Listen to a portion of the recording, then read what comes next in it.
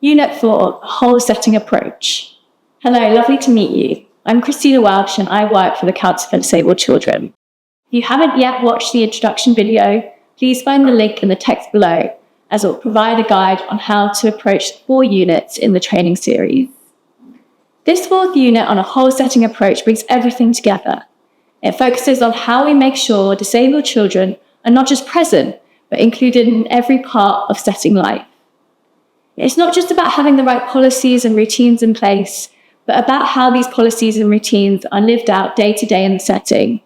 At break time, lunch time, nap time, pick up and drop off, and at team meetings. We'll take some time to look at the data that exists about young disabled children and their education experiences. We'll also consider the setting ethos and culture, whether these remove barriers to disabled children and those with special educational needs, or unintentionally create them.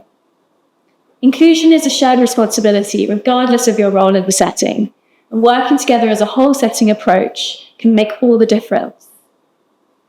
What, in your mind, does inclusion mean to you? What would it mean to a child in your setting or their parent? If someone walked into the setting, what would they notice first? Let's get going on this final unit. Unit 4's objectives are all about demonstrating why a proactive approach to inclusion matters within a provider. Will help you to understand the importance of embedding equality into your setting's culture, policies and planning. And finally, understand what this might look like in practice for all staff. And we understand this may vary according to the different type of provider. Embedding equality in the culture of your setting is important in itself, but it's worth knowing that Ofsted will also consider this on inspection. Ofsted will look to see if providers are ambitious for all children, including disadvantaged children, which includes those who are disabled and those who have a special educational need. This is an opportunity to take a moment and reflect. Think about your day-to-day in the setting. Where do you see disabled children being included meaningfully? An answer could be open days, particularly for disabled children, so they can come and visit the setting with their families before attending. The same could apply to transition days to another setting or school.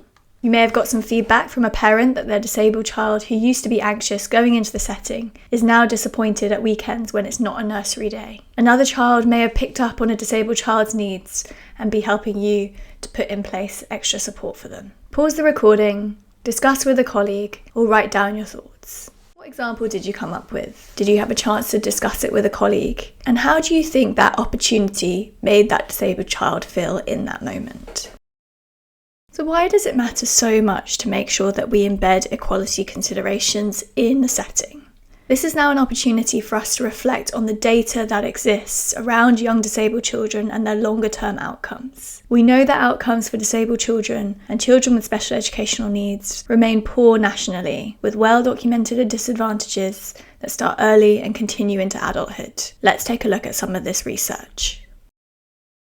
This graph on this slide shows a good level of development data from the Department for Education from 2024. Good level of development, or GLD, is a measure of attainment, indicating that a child has reached the expected level of development in the early learning goals within the early years foundation stage curriculum. A child is usually assessed at the end of their reception year. It's important to note that this is special educational need data, referring to education, health and care plans and children with SEN support. However, those who are accessing education, health and care plans and SEN support may also be disabled. So what's notable from this graph is that fewer children with special educational needs achieve expected or above in key developmental areas.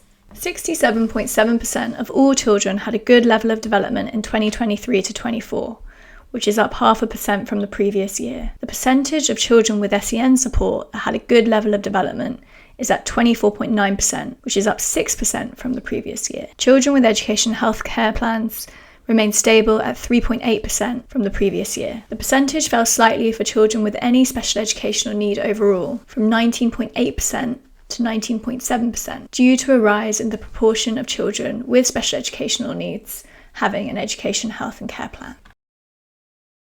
This slide shows some of the data that exists on disadvantaged and the early years. Disadvantaged children, including disabled children and those with special educational needs, start school behind their more advantaged peers. and the gap in performance widens as they progress through the education system. At the age of 5, disadvantaged children were 4.8 months behind their peers in 2022, which is a wider gap than in 2019, where it was 4.2 months, and its highest level since 2014, all according to an Education Policy Institute annual report from 2023. According to an Institute for Fiscal Studies report from 2022, by the age of 3, cognitive skills, or in other words, the mental abilities we use for thinking, learning, remembering, and problem solving, are affected by our socioeconomic status. So in other words, our family's financial situation and other key social factors. There is a clear correlation between cognitive and socio-emotional development, with children with low cognitive scores more likely to also present with high emotional and behavioural challenges, suggesting that there exists a double disadvantage for those children who are behind their peers in terms of attainment. This is not a special educational need and disability issue per se, but a strong universal offer can help to mitigate this.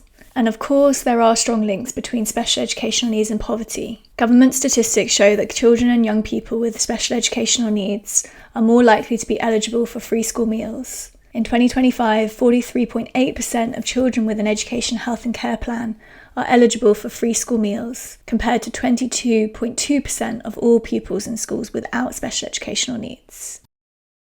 The graph on this slide shows fixed period exclusions, or what we might call suspensions, of children 5 years and younger. On the left is the number, and on the right is the rate. The rate refers to the proportion of children who experience suspension within the population. It's calculated by the number of suspensions by the total number of children. The suspension rate is defined as the number of suspensions per 100 children. So a rate of 1.6 would be 1.6 children suspended per 100 children. So looking at the graph, you see a slow rise since 2010 to 2018, and then a dip in 2019 to 2021 as they were the COVID years. We then see a jump back up again in 2021 to 22 when children went back to school or early education full time, and then another jump in 2022 to 23. 10,500 exclusions for 5-year-olds and 5,500 for 4-year-olds and younger. In some other data, it will show the number of children suspended, whereas this graph shows the number of actual suspensions. So we can infer, in some circumstances,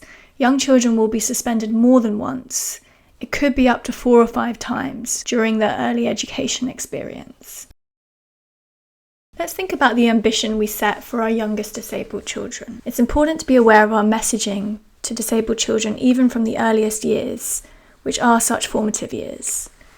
This House of Lords Public Services Committee from 2024 found evidence of assumptions that young disabled people didn't need careers advice because they would never be able to move into work. These perceptions can take root at a very young age. Laura Davis told us of an occasion when she was in a nursery. She said they were having conversations with these little people, aged 3 or 4, about what they want to be when they grow up. There was a boy in the room who said he wanted to be a bus, and nobody questioned that, which is fine. But they skipped over the little girl with Down syndrome. They did not ask her. When Miss Davis asked the nursery staff why they had not asked this child, their response had been that they didn't want to raise their ambition. Let's take a moment to reflect on how that may have had an impact on that little girl.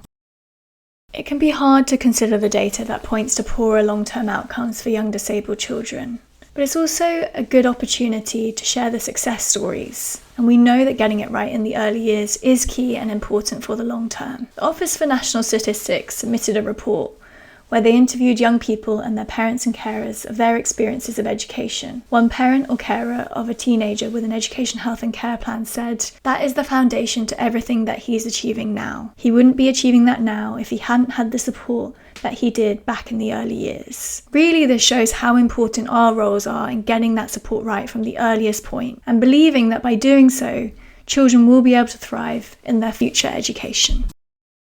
We know that academic success, good mental health and well-being are significantly influenced by a child's sense of belonging in a setting. So our priority should be creating a setting where everyone belongs. To more easily meet the requirements of the Equality Act, settings should bear in mind welcoming all children and their families, regardless of whether they're disabled or have a special educational need. Celebrating difference and promoting an inclusive ethos.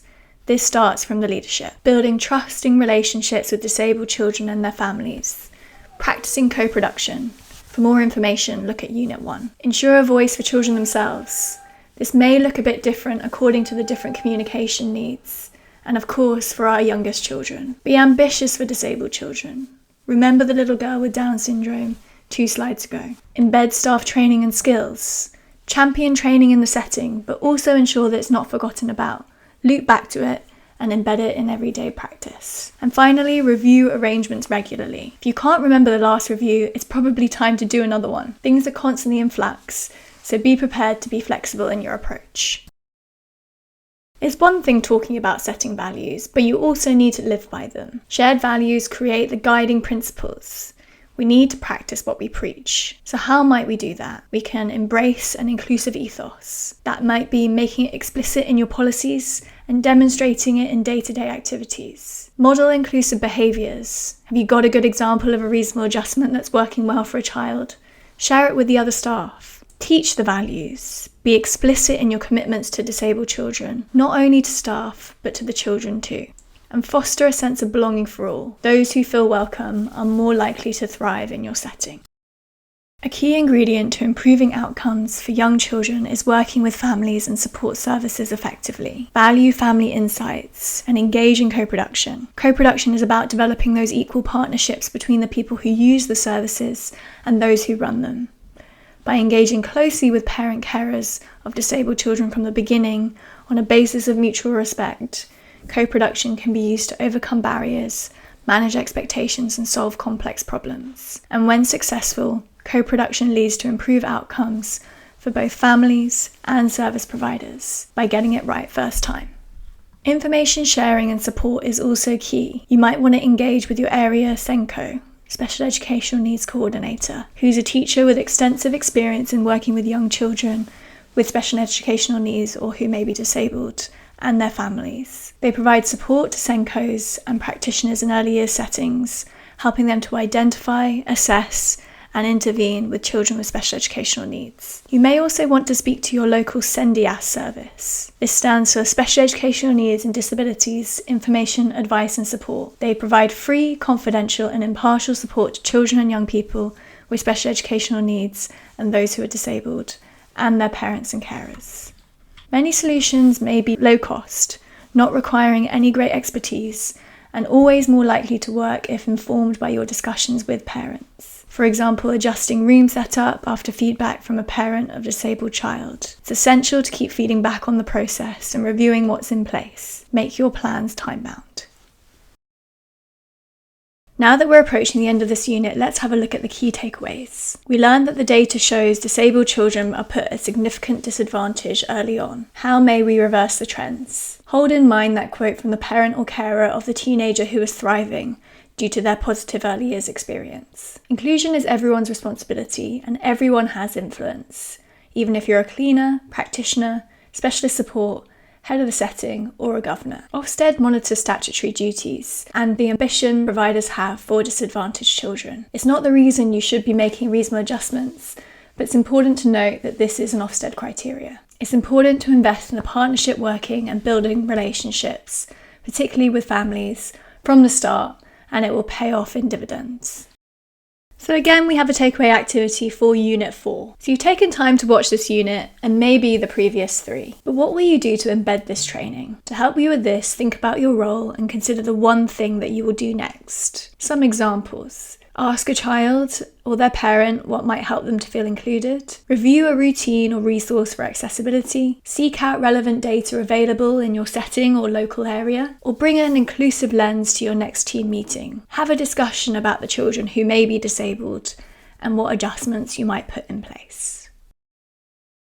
Would you like to learn more about how you can embed a whole setting approach to inclusion? Alongside this training, we have developed the Equality Act Guide for the Early Years. It's called Disabled Children and the Equality Act 2010, what early years providers need to know and do. It was published in July 2025 by the Council for Disabled Children alongside the Department for Education. It provides detailed information on what early years providers need to know and do in relation to the Equality Act duties. This training has been informed by the guide, and the guide has more detailed information if you wish to explore a whole setting approach to inclusion further. The link to the guide can be found in the video notes. You reached the end of this unit. Thank you for taking the time. Understanding these duties under the Equality Act is an important step in making sure disabled children aren't at a disadvantage in the setting. Before you move on, take a few minutes to complete the takeaway activity. It's there to help you think through what this means in your role, what might need to change in the way that things are done.